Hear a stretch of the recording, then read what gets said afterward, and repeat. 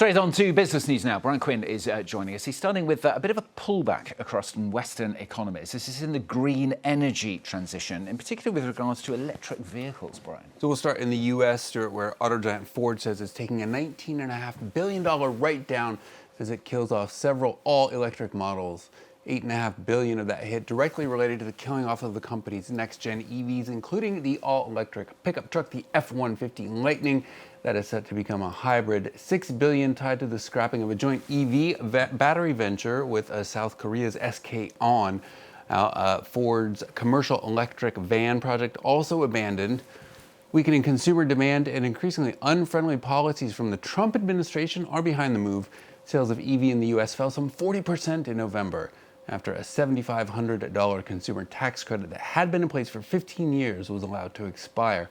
Ford's announcement follows a similar one from General Motors back in October. GM taking its own $1.6 billion write-down as it scales back its own EV ambitions. Ford, meanwhile, has lost some $13 billion on EVs over the past 3 years, a far cry from the ambitions of the company's executive chair, Bill Ford, back in 2022. Take a listen. Here he was. This truck is going to change everything. It has capabilities that nobody has ever seen.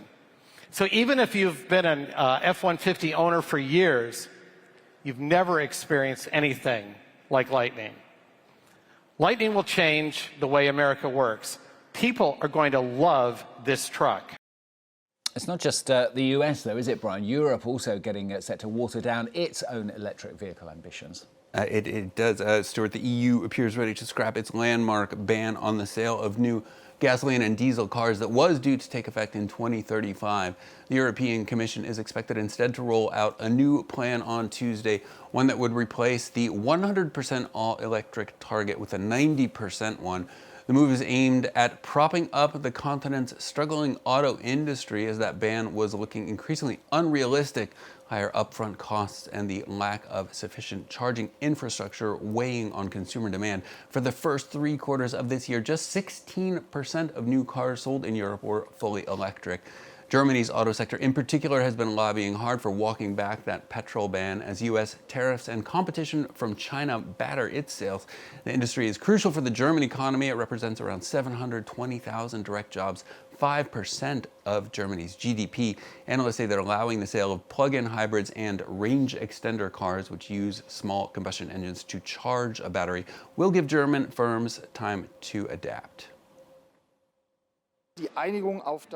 The agreement to scrap plans for a ban on combustion engines for now will give German car manufacturers some breathing space, especially with regard to future developments, but above all with regard to current figures. It will give German car manufacturers a little more time to implement the switch from combustion engines to alternative drive systems and make them even more efficient. Yeah, not surprisingly, though, not everyone in Europe happy about the watering down of those EV requirements. Well, obviously, bad news for the climate. Recent studies show that plug-in hybrids pollute almost as much as regular combustion engine vehicles. Then there's the countries like Sweden, Spain, and France who want to keep the current timeline to avoid harming companies that have put major investments into complying with it. France just inaugurated a new EV battery gigafactory last week as Europe tries to ramp up production and reduce its dependence on Chinese imports. Luke Schrago has the details. When it comes to electric vehicles, the French government is all in. It hopes its third gigafactory in northern France will put it and Europe on the path to assuring continental independence in battery manufacture. French government strategy has not changed. The investment made here by Verkor in partnership with local authorities is an absolutely strategic investment necessary to move towards vehicle electrification.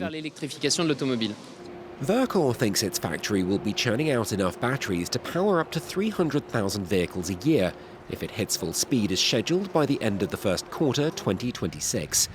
However, there's a long way to go for what's still a nascent European industry. Facing off against well-established, cheaper and more advanced Asian competition, an expected uptake for electric batteries has been slower than hoped. Sweden's hope for the sector, Northvolt, went under earlier this year, mired in slow production and quality defects. and a lack of charging infrastructure throughout the European Union, particularly for heavy goods vehicles, has caused not just several of the continent's automakers, but its politicians to pour cold water on Brussels' ambitions for clean energy transport. It was a serious industrial policy mistake by the left-wing majority in the European Parliament to regulate technologies and dictate how we should achieve climate targets. That's the job of markets and consumers. What's certain is that Europe's vehicle battery sector is progressing far more slowly than elsewhere. And for now, only time will tell if France is to light the way for others to follow or watch its electric dreams run out of power.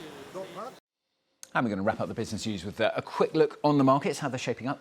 Asian indexes following Wall Street downwards as investors continue to bail out of AI and tech shares. The Kospi in Seoul leading losses at around 2.25%, with shares in Korea Zinc down nearly 14%. Hong Kong and Tokyo each off around 1.5%. Here in Europe, major indexes are in the red as well. The DAX off by around 0.5% as German car makers continue to sink despite that expected loosening of the ban on combustion engines. London and Paris down just slightly at the open.